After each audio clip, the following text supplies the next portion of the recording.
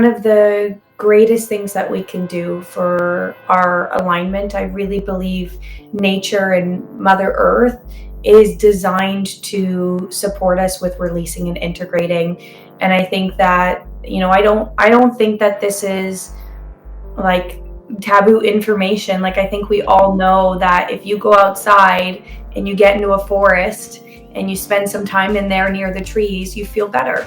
Like, I think we can all agree on that. Like, I've never gone for a walk deep in nature and been like, wow, I feel worse. Like, I never. know, not once. Yeah. And so I really believe a lot of the tools that we can use to support ourselves are readily available. Like, they're outside your front door and they're free. And I encourage people to, as much as possible, start with those simple things like getting time in nature, doing sunbathing or like getting that early morning sun. That's huge. That's very important. And then also I encourage people to have section time where you let go of stimulus, like we're.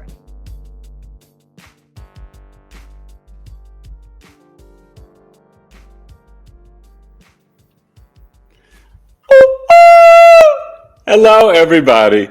Welcome to another amazing Knowledge is Love Astrology podcast. And today on, episode 294. I got tongue-tied there, just trying to keep them all on track. I have a very special, amazing guest. She does remote biofeedback, quantum leaping. She can tap into your higher self, and she's really here to really advance the collective as we're going through this ascension. I present to you Dr. Hailee Young. How are you today, Miss Hailee? I'm doing great, thank you. How are you? Oh, I am so excited and I'm doing so well and just so excited to learn about all that you do. I connected with you, seeing you on Instagram, and just you share on Instagram and TikTok, and I'm sure all over, such fascinating information about quantum energy and remote, biofeedback. So I kind of want to jump into that because some people in the audience may not really understand quantum leaping or quantum bioenergy and all this stuff. So explain what Healing Through Love, which is your amazing name of your business, what does that mean for the collective? Well, for me, and the studies I've done, as well as with working people for several years, I really have come to the conclusion that that's where all healing comes from. It's through love. Love is the foundation of who we are, and therefore it's the foundation of our balance. And so if we can bring love back into the consciousness, the mind, the body, then healing is just a byproduct. But some of the tools that I use and some of the things I've been exploring throughout my practice is remote biofeedback, which I use in all my sessions, which is essentially a piece of technology that can connect with you no matter where you are in the world. And it interfaces with you in a way where we can see what your aura looks like, your chakra looks like. We can see the emotions you're feeling, the emotions you're repressing. And I find it really gives a holistic picture of where the person's at and potentially where that person could invite more love into their life, their mind, their thoughts, and their ideas. So I've been using that device for 5 years now. Wow. And it honestly is incredible. I love that. And you said so many key important things there, but the number one is love, right? I mean, we need more love and we need to live from our heart chakra and be our true authentic selves.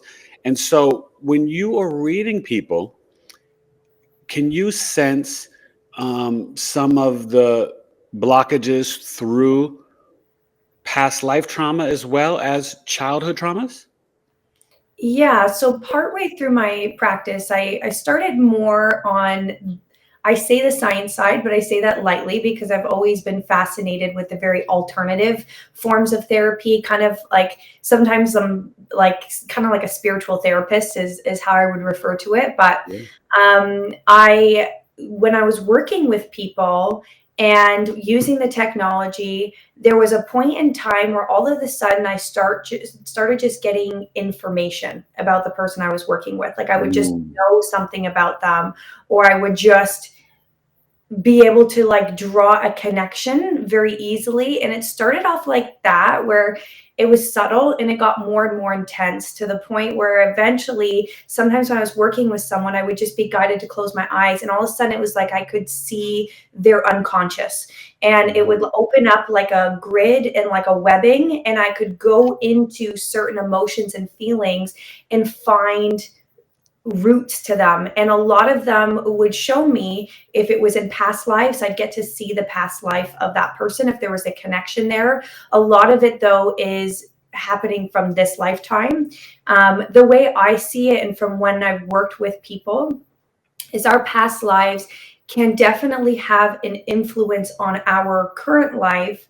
However, our current life needs a trigger point for the past life, is kind of how it works from what I've Right. seen. So, for example, we could have like infinite numbers of traumas and imbalances for past lives. It doesn't mean that we're facing all of them in this lifetime. From Exactly. what I've seen, is there'll be something usually in childhood that triggers the similar energetic pattern of a past experience, and then it can kind of accentuate or make that feeling or that experience or that limiting belief more intense. Does that kind of make sense?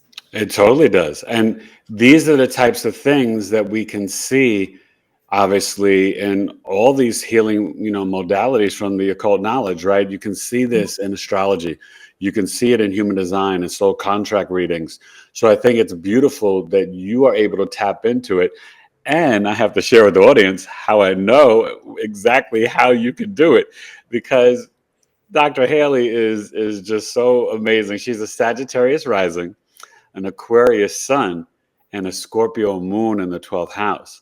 And so you are not just very intuitive, but you also are an empath, and you're very spiritually observant and sensitive to energies. And so that kind of ties me into like, who was 10-year-old Hailee? And did you already sense at that age, I'm a little bit different. I feel things, or I sense things, or did that come on after 10? Share with us.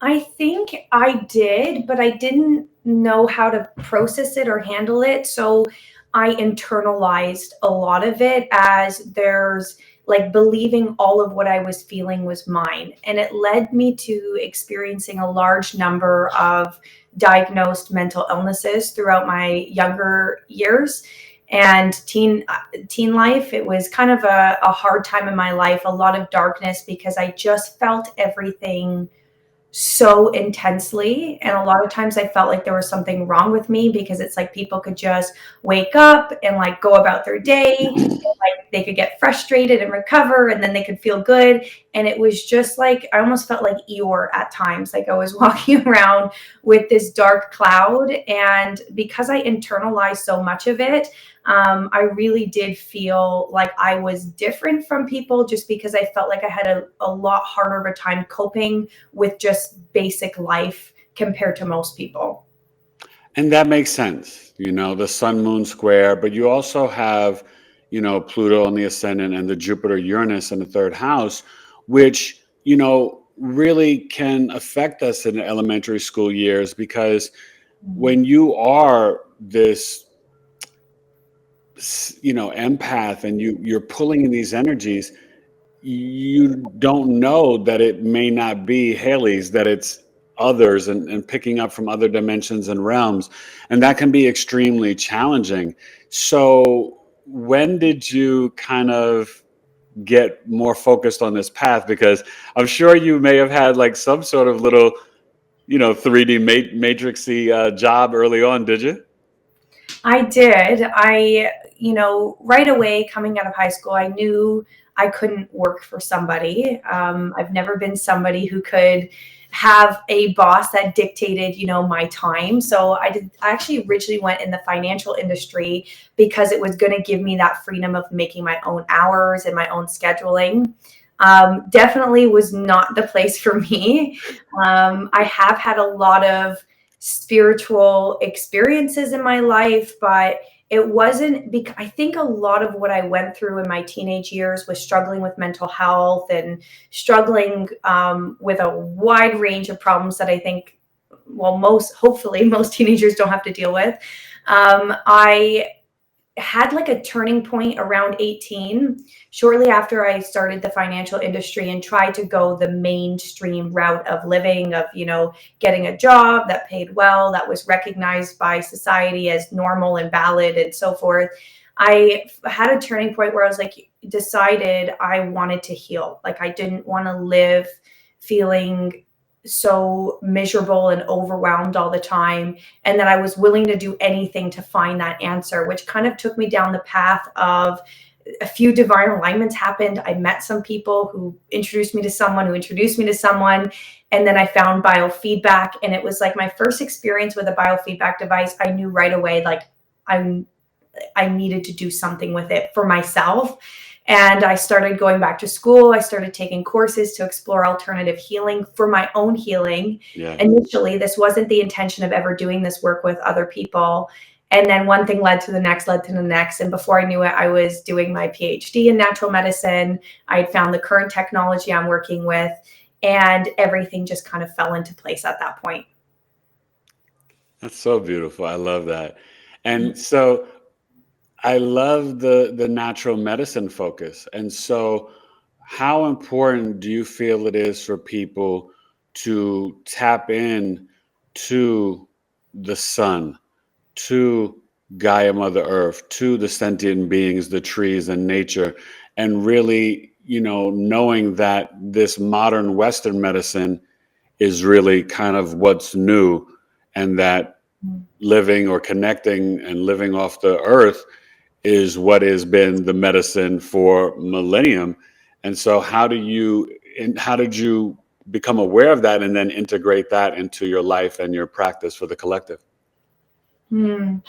I definitely, number one, just with the first question, I think it's so important. And my standpoint since I started this path has always been, there's a time and place for all medicine. But that really means, like, there's a time and place for all medicine. We can't just be doing one medicine all the time. Right. And taking an approach of, like, my belief is, at the end of the day, we need to keep the body alive so we can do long-term healing. So sometimes interventive medicine, like emergency medicine, like, keeps someone alive. Like, that's amazing and incredible, but we can't negate the other levels of medicine. And a lot of my training and my studies and what my beliefs developed is that all illnesses and all imbalances start from our highest level of existence, which is the energetic plane. And then if it's not dealt with, it kind of goes into the mind. If it's not dealt with, then it moves into the vital body, which is like chakras or meridians in traditional Chinese medicine. And then if it's not dealt with, then it shows up in the physical body. And so there's nothing wrong with supporting the physical body and having medicines that give the body a leg up. But if we negate going into the energetic and mental plane to deal with the original issue that caused the imbalance or cause the issue either in the body or in that person's reality, then we're missing half of the medicine. Yeah. That's so proud.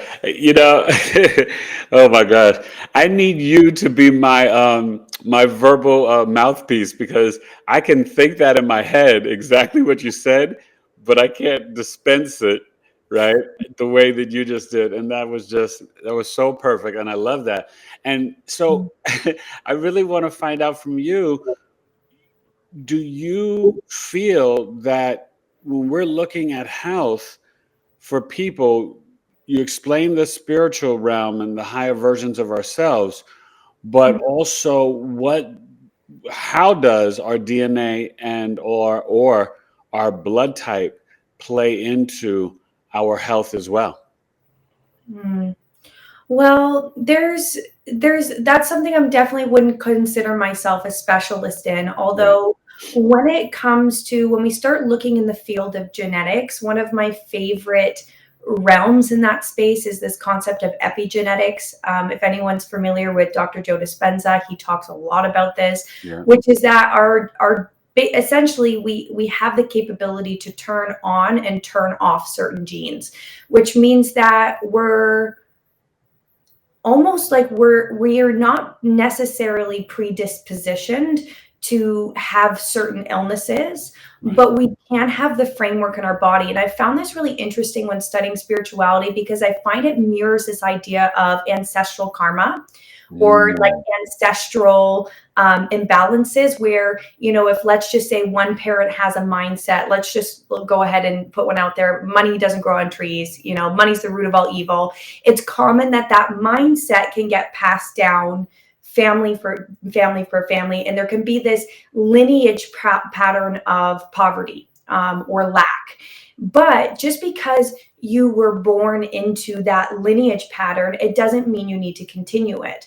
And so I think you probably understand this with astrology: is you can see the lineage pattern, you can see your soul chose to be born into that, but you can be the breaker of it. You can stop it. And I think our genetics, and when we go into the space of epigenetics, it mirrors the same idea with health problems: is we can pass down the framework to have the same health problem, but at the end of the day, we have the ability to break that and alter, turn on genes, turn off genes, and to end that cycle of dysregulated health. And I always found that interesting, the way our body does tend to mirror what we already know and understand about ancestral lineage and karmic patterning that can happen in a family line. I love how you explain that, because I'm an example of that. I have a sex-linked hereditary eye disease called retinitis pigmentosa.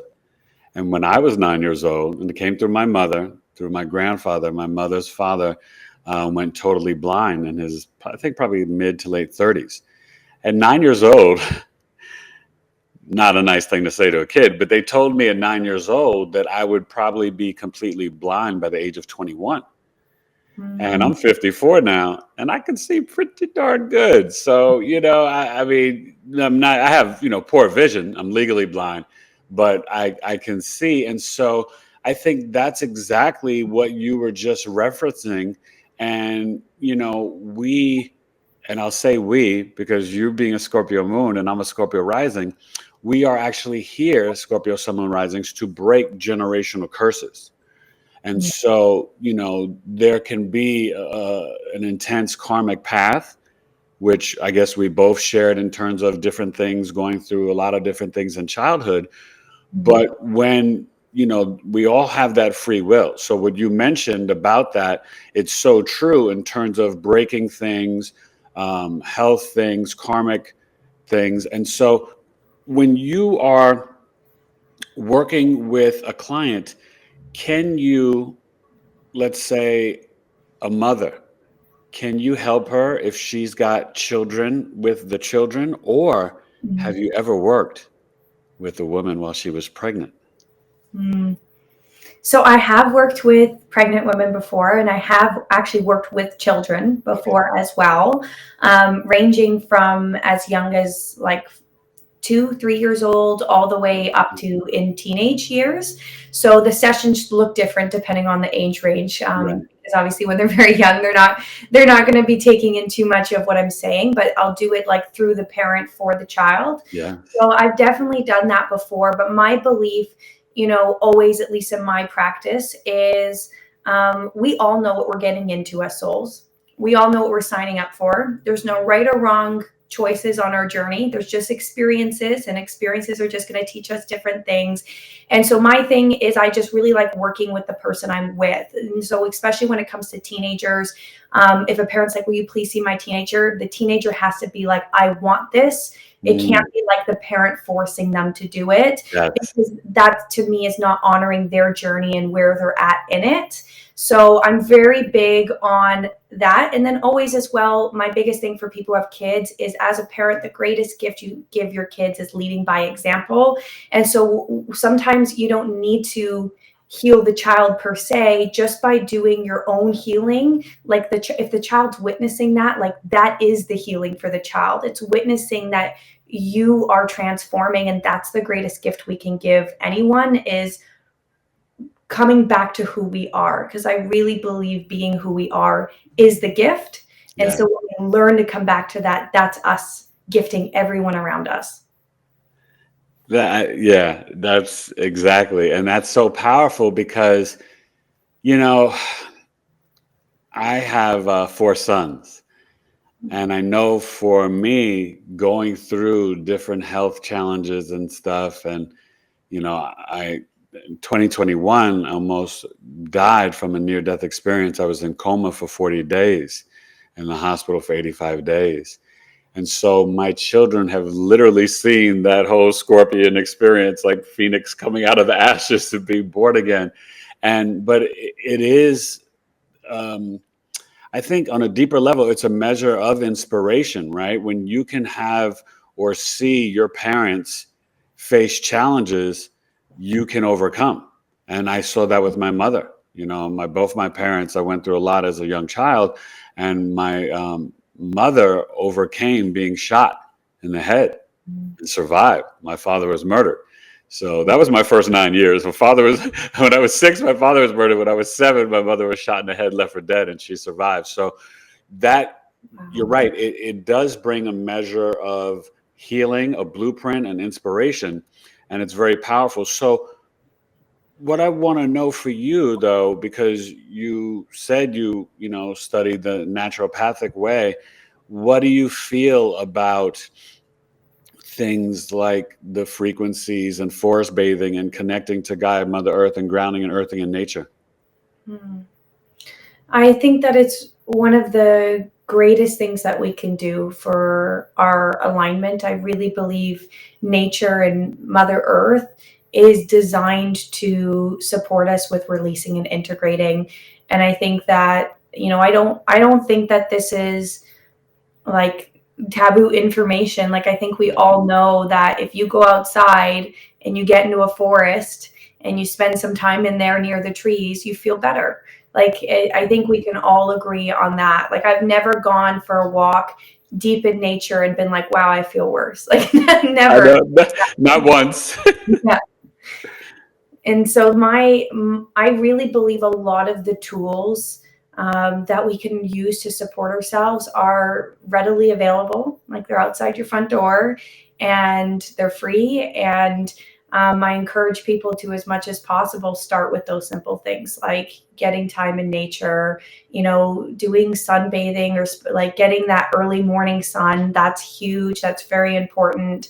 And then also I encourage people to have section time where you let go of stimulus. Like, I think we're so over stimulized with like music and, even I think, for us, I guess we'll say spiritual people, or maybe in like that realm of things, it's very easy too to also get caught up in always listening to like a new book, or always getting new information and taking new information. The cell phones, all of it, yeah. Yes, but having time every day where, you just get to have clarity, like going for a walk in the forest is a great time to do that, where you don't listen to music, you're just there with your own thoughts. I think that's one of the most key pieces, because that's where we tend to get the most information. And I think sometimes we're so overloaded all day that we miss the opportunity to get that information from our soul. That's so true. I love that. So I was going to ask you about that, and you kind of mentioned it, but I know in my own research, and obviously it's kind of public knowledge now, but there is so much around the sun gazing at sunrise and at sunset, and it allowing you to receive the rays from the sun, so that way you don't get sunburn and you integrate it into your body for healing and health. So is that something that you recommend, or is it something that you've seen the benefits for with yourself?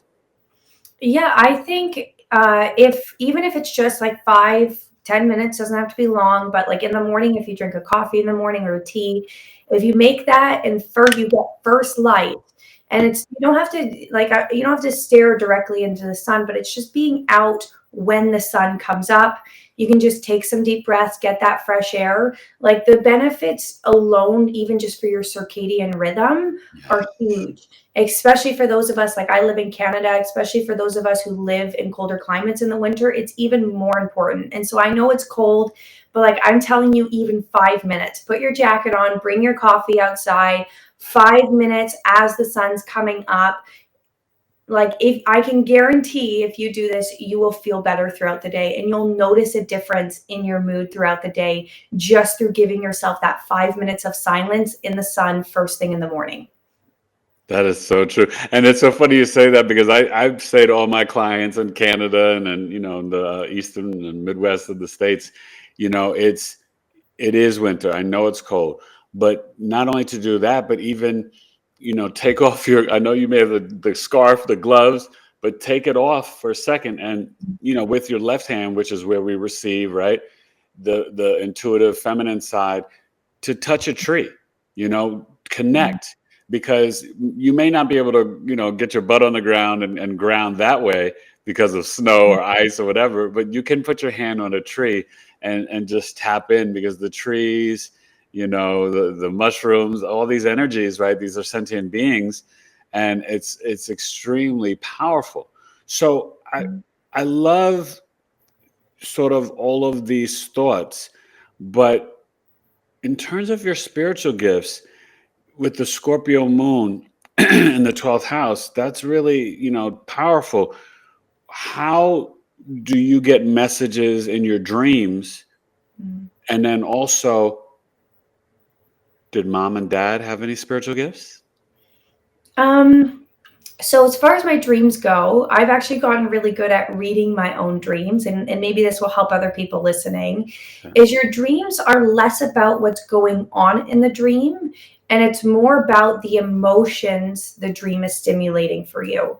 And a lot of our dreams, the ones especially we usually remember, the ones that happen usually between 3 a.m. to the point where we wake up, those tend to be more dreams correlated with our subconscious working through things. Whereas dreams that happen more between midnight and 3 a.m., if you were to wake up at 3 a.m. and remember those tend to be more what I'll call soul dreams, where your soul's kind of maybe actually trying to reach out and get a specific message to you. So notice when you wake up Mm. and then acknowledge what happens. But most of us don't remember our dreams from 12 to 3. Most of us remember the ones from 3 to 6 or 3 to 7. And those tend to be our subconscious working through things that we maybe haven't been fully giving ourselves space to work through in our waking life. And so a lot of times I have very vivid dreams every night. Sometimes I feel like I'm more active in my nightlife than I am in my waking life. Oh, I know. I can see with that moon in the 12th house. I know you do. It's in, and I never tried to, but it's something I've always had the ability to do, is lucid dream, where a lot of times when I'm in the dream, I can acknowledge, oh, this is a dream, Yeah. and I can begin shifting the construct of the dream. Yeah. But I do definitely have a lot of dreams that give me a lot of messages about maybe what's going on in my unconscious that I haven't dealt with. I use my dreams a lot to help me with my own personal development.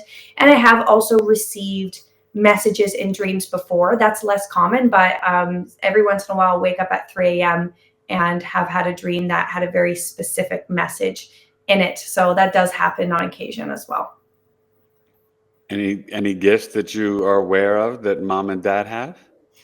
So not that I'm super aware of that, but my mom's definitely also in a spiritual field. So she's been a yoga teacher for over 20 years. Oh, And it was called to yoga and meditation pretty much like shortly after I was born. She left her corporate job and went that way. And wow. so a lot of what my preliminary understanding of breath work, mind body connection, she planted a lot of those seeds when I was younger that I think really helped me. And I would say she's definitely a very empathic person. Yeah. She's a Pisces sun. So Okay. very, very intuitive and very sensitive to her emotions as well as the emotions of people around her. Wow. Yeah. And that's really powerful. So I can envision what you were saying, but like for you, when you go for walks, do you seem to receive a lot of downloads? Because with the sun, Jupiter, Uranus, and Aquarius in the third house, you're like literally like this walking antenna in the local community. And I could just visualize Hailee going for a stroll, and then all of a sudden it's like, shoom, download of idea. Boom, oh, I gotta do this, I gotta teach this, I gotta show that. Does that kind of how it plays out or integrates for you? Yeah, some of my best, most impactful downloads I get from myself personally is when I'm going out for a walk, especially in nature. Like it's if I ever am like feeling really off or really stumped, that's what I do. And like the answers always come through. You know, it's really easy for me to get information for other people, but for myself, that seems to be the main way it comes through for me is through walking. And often I'll just talk out loud Yeah. about what I'm feeling, what I'm thinking, and then all of a sudden it'll be like perspective, idea, and then it'll take me to something else. And I'm like, oh, and it's like it's almost like little puzzle pieces all start clicking into place just through walking and me kind of I'll just talk to myself because often I'm alone in the forest and it's like, yeah, a lot of information comes in very quick. I love that. And it's important, right? And you're kind of multitasking in the way because just going for a walk outside, even if it's in a local community and not in nature, it's good for your health to walk every day. But Mhm. then you're also tapping in, and I think that that's really important. Were you able to sort of read energy or auras of people when you were growing up or now when you're kind of out and about in a local community?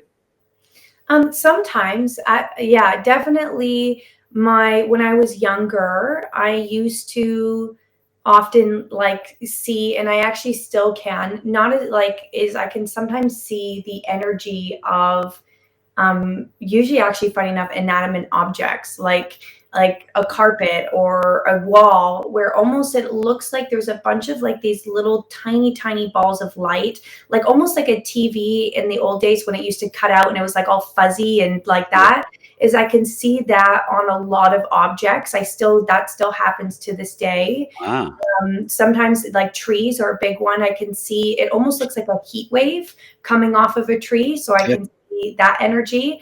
And then with people, I can see auras when they are doing something that's in a deep alignment with their soul. So I don't think I see someone's general aura, but I can see when their soul is fully in the body. And it just looks like almost like if you spend too long in a pool and you get out and you look at a light and you could see kind of like the light spewing off the light. I don't know if that's ever happened to somebody, Yeah. but it's Yeah.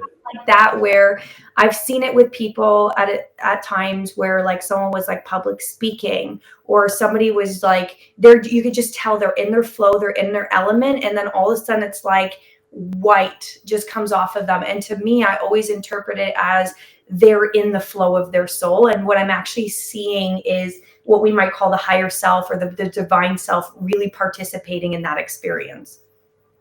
I love that. So, I talk to so many people in different modalities and healing and spirituality. But I'm kind of curious for you in terms of the quantum leaping. Mm. Um, how do you explain that to someone who's never heard of it? And how do you do it? And what does it really mean? So quantum leaping, also known as like quantum jumping, timeline shifting, there's a lot of words from it, Yeah. um, comes from the idea that our reality is a series of infinite potentials. And there's infinite timelines, which means every possibility already exists. Everything already is happening right here, right now, in the realm of the quantum. And so, how I see it is like a timeline is like a single string, and it's like this string has this whole sequencing of experiences from our linear sense of time, like birth to death, and everything in between on this timeline, it holds it. And then there's another string directly next to that string, and that one has almost an identical timeline. There's just a few minor changes, just a few minor differences. And then you go over, and then there's more. And the farther you get on these strings, the bigger the changes in the actual timeline of that person's experience. So for me, Hailee, I have infinite strings, infinite potentials, infinite realities. And that the whole idea of quantum jumping is okay, right now I'm on this string, which means most likely in 1 year from now, I'm going to be here. And 5 years from now, I'm going to be here. But what if I could jump over to another string with a different timeline. What it's using your consciousness to direct the timeline of your reality. And so basically, the future's not set in stone. The future has a large number of likely probabilities, which means based on my frequency right here, right now, most likely this is going to happen in 3 months with 80% accuracy, 90% accuracy, Right. never 100%. But if I were to substantially change my frequency, so the frequency I am here on this timeline that resonates with this timeline, and instantly be able to create a large shift in my frequency, it means that all my projected future outcomes would have to change with it because I'm vibrating at a different frequency. So that's kind of the science behind quantum jumping, but it's something that's happened to me in my life before I even knew it existed, in a way that was absolutely undeniable. Growing up, there's been many instances where I should have died and I didn't. I should have gone down a very dark path and then I didn't. Like, things that don't really make sense. I'll share one of them. So when I was a teenager dealing with a lot of mental health, there was a period of my teen years where I was using lots of drugs, lots of very hard, very dangerous drugs as a way to try to cope with the amount of emotions I was experiencing, but didn't really understand why. Yeah, to escape. Yeah, it was self-medicating because I didn't know what to do. And I had been using these drugs for years, but very consistently, some of the worst ones you can think of the worst ones, they were there every single day for almost a year. And so based on that, I should have been and I should still be a recovering drug addict. I should still have these issues. But there was one day where actually I did DMT, once, not for spiritual reasons, but that's the natural. It's actually produced in the pineal gland. It makes you dream. Yeah. I did it because it was all I could get my hands on, and I wanted to get high. And I had a very spiritual experience, and I came out of it, and I was like, I was done. I threw all of the drugs in the garbage. I never touched them again. And I never went through withdrawal. I should have been very sick. I probably should have been hospitalized. I probably should have gone to rehab. Wow. But I never touched it again. I never craved them, never wanted them. It was like instantaneously, it's like I had shifted into a different body, a different version of my timeline, yeah, that wasn't addicted to drugs. And it was interesting, years after that, at the beginning of my first major spiritual awakening, I was using nicotine still at that time. I was vaping. And I had a similar experience where all of a sudden, after doing a meditation, doing some this is like now I'm in my spiritual journey and a bit more aware than I was for the first one. I came out, and a couple hours after my meditation, I looked at my vape on my desk and I was almost like, oh yeah, I vape. And I just threw in the garbage, never went through nicotine withdrawal, never craved it, never wanted it. Anybody smoke, they know that journey's supposed to be very hard, but for me, it was like I shifted into a body that wasn't nicotine dependent, that didn't have that. And it was like in that moment, I had the choice just to throw it out. And that's what I did. And I've had other experiences like this where I should have, maybe gotten arrested. I should have been on a path. Yeah. I should have had this. And then something in me shifts. And then all of a sudden I'm like, absolutely, I have no idea why, but I just need to I just got to move this way. And then it turns out like a month down the road, I found out, had I not done that, things would have gotten really bad for me. So this was happening to me long before I was spiritually open and aware. But then when I started my studies and began learning about this idea of quantum mechanics, this idea of the quantum field, time and space not really existing, the idea like the hologram theory that the CIA talks a lot about, and we've heard a lot of physicists talk about, that the universe is a hologram, I started to then think back to those experiences. I'm like, was that me jumping? Was that me creating such a substantial shift that I was no longer in the same body? And then it caused me to then study that. And that became my area of focus, is how can I help people break the ego of who they are now that's keeping them caught in a timeline Mhm. they're not preferring, they're not enjoying, so that they can create a quantum leap and align with that timeline. And that became my whole practice now. I left the kind of traditional natural medicine space focused on like supplementation, homeopathy, and I entered this realm of quantum possibilities through consciousness. And I think a lot of the challenges I went through as a child, my soul picked, knowing that it would lead me down the path I am now, doing the work I'm doing now. And I love that. And it's so funny as you're saying that, I'm visualizing all my experiences where I should have been in, did bad places or different things. But I definitely agree with you on the timeline and the quantum mechanics of it and the jumping. But do you also think there is, right, and still on the spiritual side of it, where we have the higher versions of ourselves, our spirit guides or guardian angels at play as well? Absolutely. I think we have a huge spirit team. Yeah. If depending on where people are at, you take whatever resonates with you in this moment. But I do really believe, technically, like I'm not Hailee. Like I'm just, that's not who I am. I'm currently looking through the lens of Hailee, but I'm pure source, just as we all are, which means all of our guides, all of our spirit teams are actually just different versions of us. They're just different lenses that are here to support the current lens we're existing in. But I do believe we do have a team. But I really like to get rid of this idea that this spirit team, our higher self, and this is something separate from us.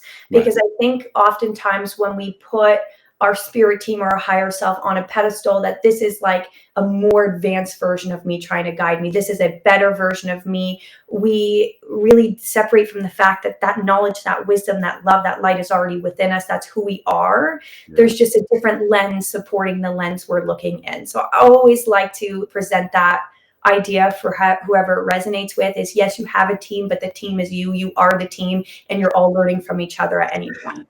I love the way you said that, and it's so true. And when you think of it that way, it's so easy to visualize it like that. And I think that's where we have been kind of programmed and tricked to think that everything and God and all that is separate, right? And looking up and looking out, separate from us. And so I got two questions. I'll just ask this one first because having the Pluto in ascendant and in Sagittarius, right? Pluto is the soul psychology. And, the generation when you were born, the Gen Z and Pluto and Sag, it was showing and revealing the shadow side of dogmatic organized religion. And when you have Pluto on the ascendant, I'm quite curious, obviously you shared that your mom was kind of already on that spiritual side, but did you experience any hatred or jealousy or envy from peers or any constraints or any people trying to kind of keep you in this follow these rules or this is the only path to consciousness or God? Did you experience any of that stuff with the Pluto on the ascendant? Yeah, my whole life, I've, I feel like a lot of my life has been a theme for me is about being willing to step outside of the box, being willing to step outside the norm. And so I'm tested on that, I feel a lot. I was born into Roman Catholic upbringing initially, Yeah. and my one of my grandparents was very, very Catholic and put a lot of pressure on my family to also follow in that footsteps. Okay. And I saw it first with my mom as she wanted to branch out into other forms of spirituality. She was shamed and she was judged for it. And I grew up in a Catholic school as well.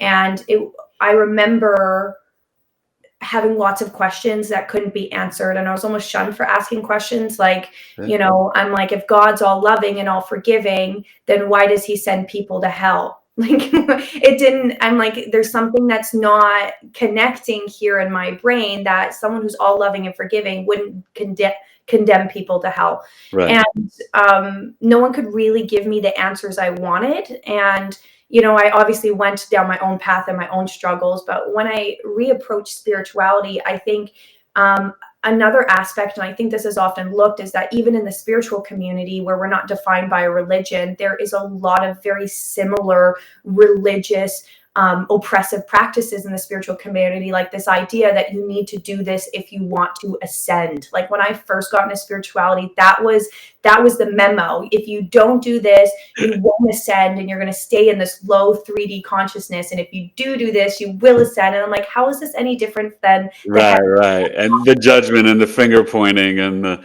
I'm more spiritual than you. And I tell people, stop the spiritual arrogance. That's not what this space is about. Yes, that we don't have to try to ascend because we're already ascended beings.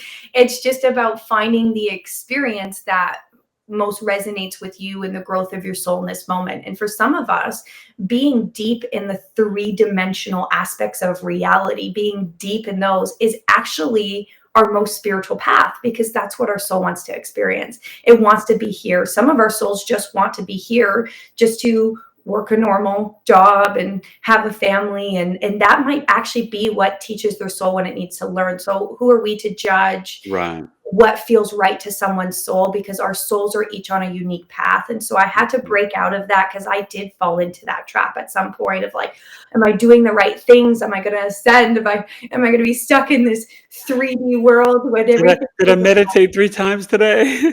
Yeah. And finally, I just realized, you know, I had this profound message, this download that came to me.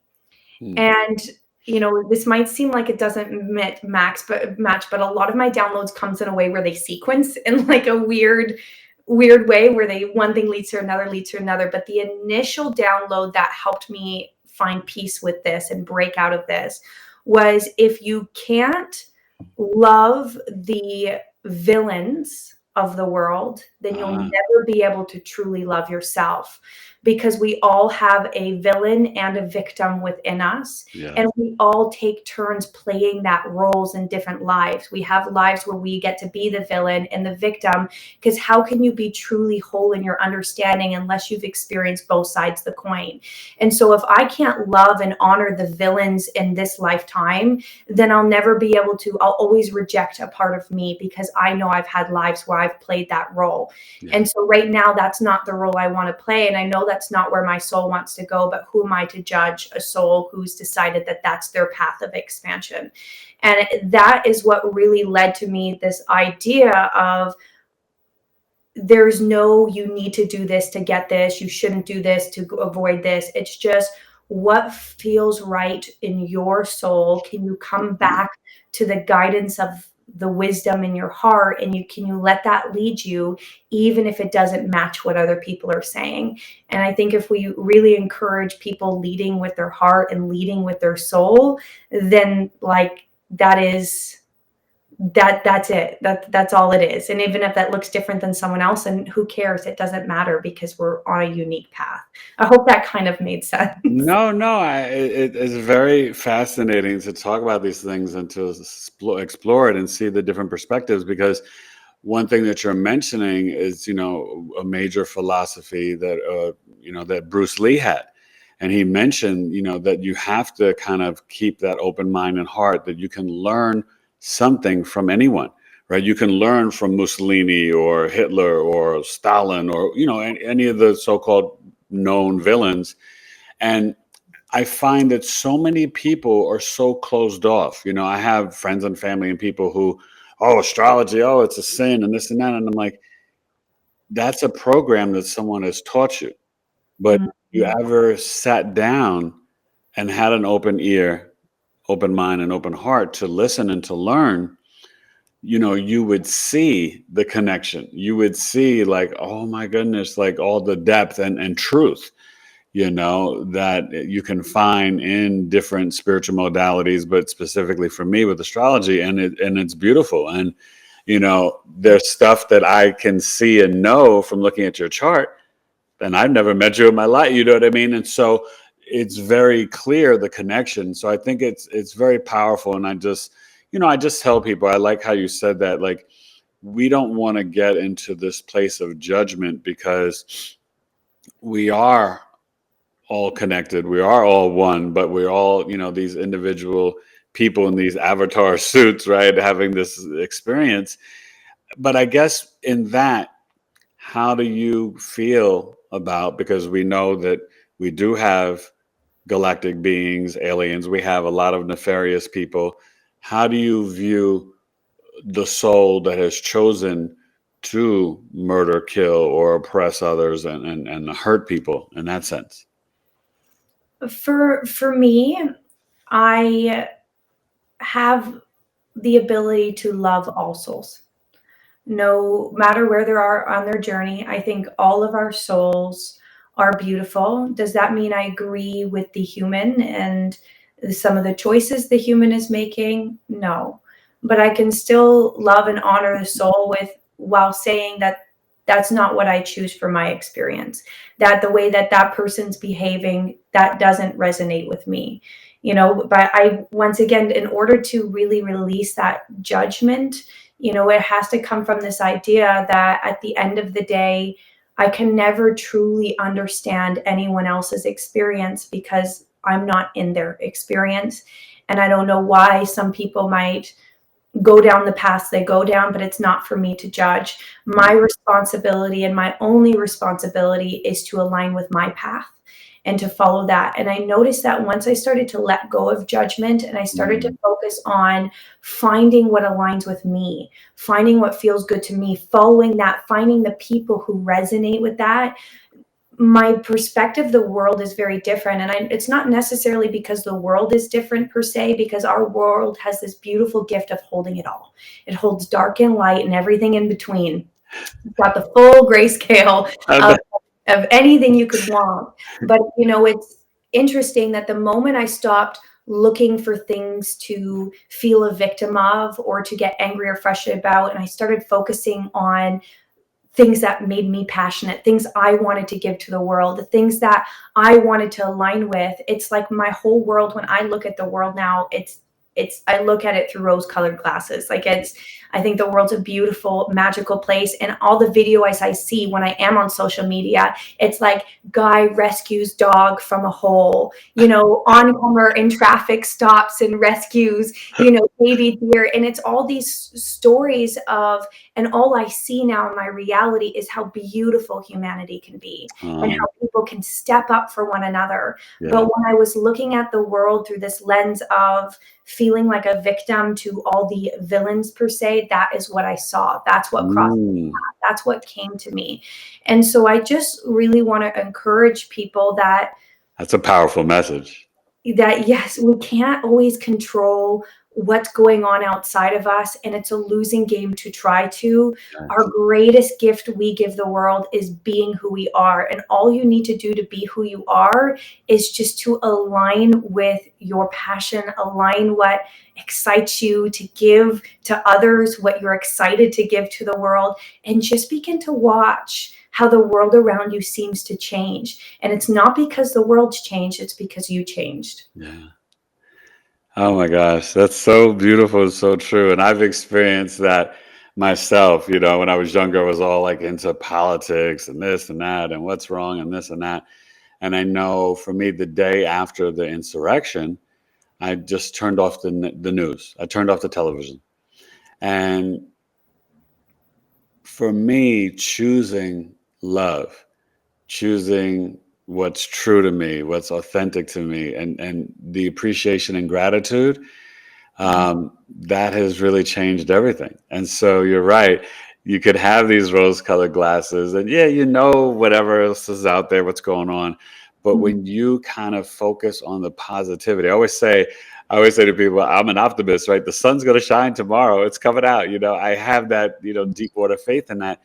And it does make you feel lighter. Like you really feel lighter and more aligned with your heart and your purpose. And then you're going to see that frequency match come into your viewpoint, come into your reality, come into your life. And I just thank you for sharing that with the collective today. And it's so beautiful. So I want to talk about these magical friends. How do you, because, you know, there's still some people who feel, and, you know, hey, I hold compassion that, you know, that crystals are a sin, you know, and this and that. But I also explain, well, wait a minute. We have crystals in lighters and watches and our smartphones, our computers and televisions. And I think that it's limiting God to think that a crystal is a sin. How do you feel about crystals and how do you connect with them if you do in your life? I love crystals. Number one, they're beautiful. Like they're gorgeous. They're like Yeah. they're beautiful rocks, basically. But I think they are very special in the sense that they hold their own consciousness. They hold their own frequency, much like plants, actually, Yeah. where the plant is actually looking at you, it's interacting with you, it's connecting with you in a way that you might not be able to understand. Crystals are the same way. And I really believe, you know, our guides, our different other versions of ourselves come in to support us in different ways. And I think one of the ways is our animals, our pets. You'll especially notice this with cats. For anyone who's had a cat that just has randomly shown up on their doorstep, there's a reason they were revered in Egypt as these spiritual beings. It's because they hold a window for our spirit guides, is what a lot of people believe. I think all animals have the capacity for that, but you'll probably notice that cats hold a very human-like consciousness. So they can see the aura and the spirits around, where dogs is like unconditional love, but cats, it's more of a spiritual. it's Yeah. protection usually. Yeah. Yeah. And I've had that with my cats where I remember I actually had a cleansing done on my home, and my one cat would go into each room, and the lady who was there, she's like, he keeps going into the room and looking exactly where there's a spirit or an entity that needs to be cleared. So it was kind of interesting to have like that experience where I've actually seen, when I started seeing spirits, like I would see my cat, he would make this weird cackling noise. He'd be like, ka, ka, ka, ka, ka, and he would be looking right at where there was kind of like an energy wave pattern, like he could see, and he was trying to ward off. So I always say cats are protection. Dogs are definitely unconditional love for sure. They teach us a lot about what that means. But I think our team can come through in animals in different forms. I think plants is a big way that they come through and support us. And I think crystals are the other way, that sometimes like you're just drawn to a crystal because the frequency of the energy it's holding is here to support you at this time. And so I always tell people, like, there's a million and one ways that you can support yourself. Go to where you're being called to. If you have like a sudden fascination with crystals and you feel called to them, go explore it. Like, you know, if a cat shows up on your door, a dog shows up on your door, and you're like, feel the need to take them in, take them in. A lot of times it will find you. It'll find you when you need it, or you will feel the call towards it. I love that. Yeah. We have a bearded dragon, and she is just magical. And I had no idea, you know, that I would have this relationship with this animal. It's one of my son's pets, but you can call her name and sometimes she'll actually turn. Like, and her name is Goldie. We call her Goldie Girl, this bearded dragon. And she's just, you know, these animals, and, you know, even my plant that I talk to, you know, and I really feel that, you know, and I actually commune with the trees and nature. And I've named trees in my backyard. Now, if you would have told me this as like a New York City hip hop kid back in the days, I'd be like, get out of here with that corny stuff. And I got to tell you, I am a very practical, logical Virgo. And I will say to people, I do this stuff because it works, but also because I feel better and I feel aligned and I feel more alive. And so, you know, with that Scorpio moon in the 12th house, you know, I want to touch on that in terms of, you know, you feeling the energy of the collective. But first, I just want you to share with everybody your website and your socials and the best way for people to connect with you, because I'm sure hearing all of your insights and information and just how, the biofeedback works, people would love to know what services and readings you do so that they can, book with you and connect. So please share that. Yeah, so my website is www.healthrough.love. And my social medias are both TikTok and Instagram are the main place I post, and it's Dr. Hailee Young, PhD. On TikTok, I'd also say the Soul Doctor.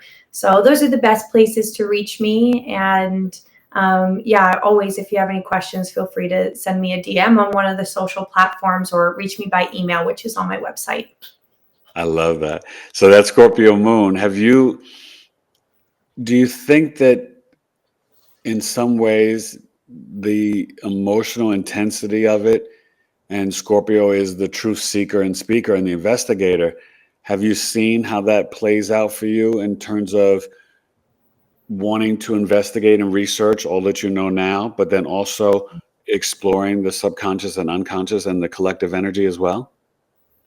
Yeah, like I really feel, even before I knew much about astrology, but like when I started to look more into it, it's like the Scorpio moon definitely made a lot of sense for me as far as the intensity of emotions and feeling things and maybe not always knowing how to process it, but I think a lot of that placement and the feeling of things so deeply is what put me on the path I'm on now of discovering everything I've discovered and helping other people. I don't feel I would have done it without the intensity of what I felt. Like so much of my initial problem came from, and I use that word lightly, from the intensity of my emotions.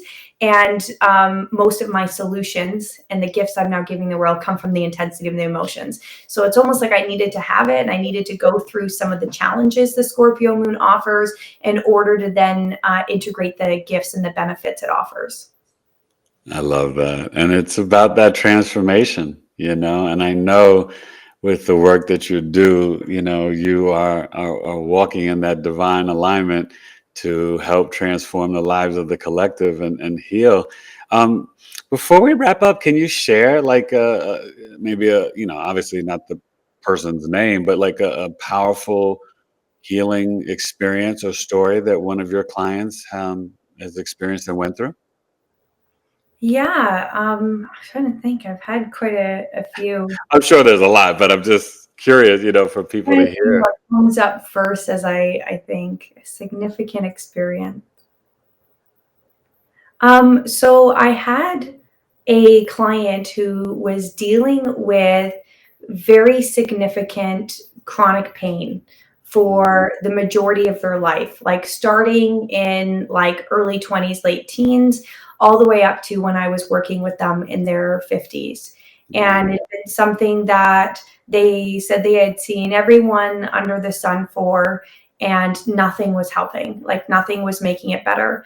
And, although I love my focus to be about, you know, more so supporting people with shifting their reality, shifting themselves and then seeing their reality shift, I have worked with people in the past for their body and trying to see, okay, if they've done everything they can do in traditional medicine and Chinese medicine, Ayurvedic medicine, they've done all the supplements, they've done the natural, pulse electromagnetic frequency therapies, and nothing's working, then can we go into the consciousness and see if there's something there?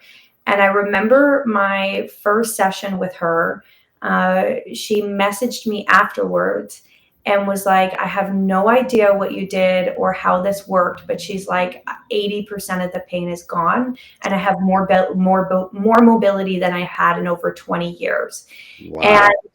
I didn't really, I'll be completely honest, I didn't really know what I was doing either. It was one of those things where when she reached out to me, I told her, I'm like, I have no idea if I can help you, but if you feel called to be here, we could just see what happens. And it ended up looking a lot like maybe talk therapy might look, but it's kind of taking a spiritual approach. And at the end, I was just guided to call in her soul and just to let her soul do the work. And I just kind of held that container there. She helped her open up. Her soul came in. I was like, okay, it feels complete. She's like, okay, like great, thank you. I And just got chills. she's like, within a couple hours, it was gone. And I've had one other gentleman who went through the same thing. What was a major accident, couldn't walk, had a cane, mobility completely limited. And same thing, tried everything under the sun, did physio, massage, chiropractor, everything you could think of, and a similar experience with him. And the number one thing I've heard from people like that is like, I have no idea what you did. I have no idea how it worked, but the pain is just gone. And for me, those experiences really have brought home how much our body is just a reflection of our energy. And so sometimes when we take the focus off of our body and onto our energy, we start to notice miracles can happen. I love that. Well, I have a friend / associate that I have to send your way because he's looking for a lot of healing. So that's so powerful. And and I just love this. And I want people to really understand that there are so many ways and so many levels to heal and to be healed. And so I think you are an inspiration, and you are or kind of like a frequency of that in terms of the work that you do. And so that's really powerful. So as we get ready to wrap up, I guess the last question, or I got two final questions. Can you do this with people's pets? And then after you answer that, can you just share a closing message of hope for the collective? I have done this with people's pets before, for sure.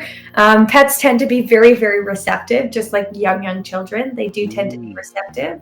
But I also like to encourage that pets are also very reflective. And so sometimes when there's a challenge going on with the pet, sometimes the pet could be reflecting something back to the owner and carrying a message within that. So I always say just be open to that idea.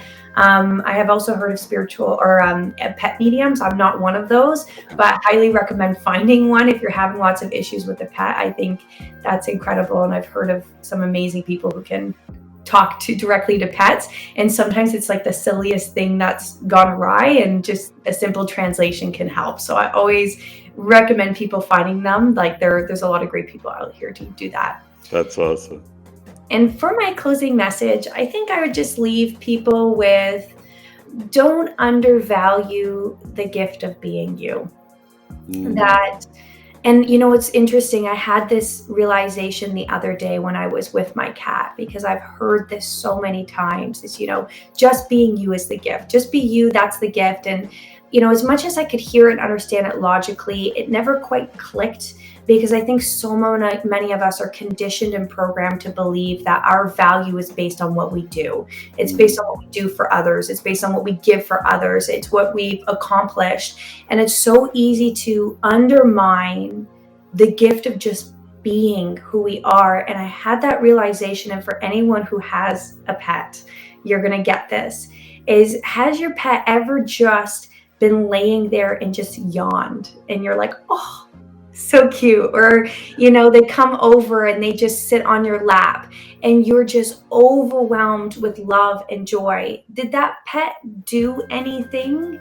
No, the pet was just existing. And just by existing and being in their authentic energy, they uplifted you just by you witnessing them being who they are. And we all have that same gift within us, that when we are just being who we are, you could just walk by someone and somebody could just feel that energy of your authentic self, and they could feel better. You can uplift the world.